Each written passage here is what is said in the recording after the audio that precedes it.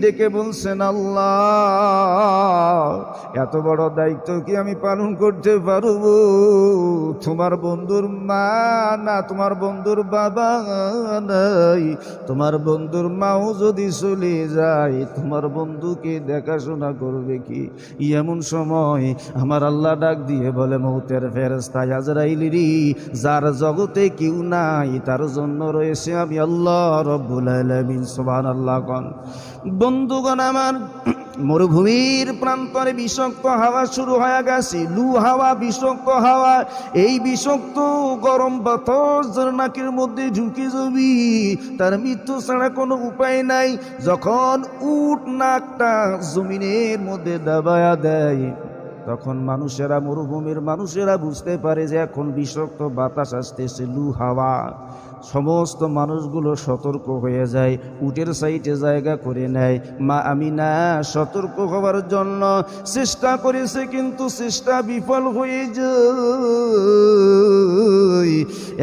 এক খণ্ড গরম বাতাস আসিয়া মা আমিনার নাকির মধ্যে ঢুকে যায়। এইদিকে মৌতের ফেরেশতা আজরাইল মা আমিনার জান খানা কবজ করে নিয়ে যায়। এতক্ষণ পর্যন্ত শিশু মোহাম্মদ বাবার কবরের পাশে দাঁড়াইয়া বাবা বাবা বলে কান্না করলো, কোনো বাবা কোনো সাড়া দিল না। এবার মায়ের কাছে এসে ডেকে বলে, মা গো, তুমিও কেন কথা বলো না? বাবাকে ডাকলেন, বাবা কথা বলল না। এবার মায়ের কাছে এসে ডাক দিয়ে বলে, মা এতক্ষণ কান্না করলাম বাবার কাছে, বাবা কথা বলল না, তুমিও মা কেন কথা বলো না? কারণ মুহাম্মাদের মা আমিনা দুনিয়ার জমিনে নাই।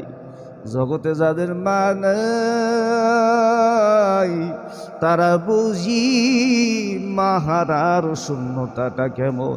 জগতেই যার বাবা নাই তারা বুঝি বাবা হারার শূন্যতাটা কেমন। বন্ধু, দুনিয়ার সমস্ত সম্পদ যদি একদিকে করা হয়, মায়ের মতন সম্পদ দুনিয়ায় আর হয় না। দাসী উম্মে আইমান ডেকে বলিন, বাবা মোহাম্মদেরই, তোমার বাবা নাই, তোমার মাও দুনিয়াতে নাই, মারা গেছে। আজকে থেকে তুমি আমাকে মা মা বলে ডাকবে। চাচি ফুফু খালাকে মা ডেকে কিন্তু মায়ের শূন্য স্থান পূরণ হয় না। আমার বন্ধুগণ, আলোচনার বিষয়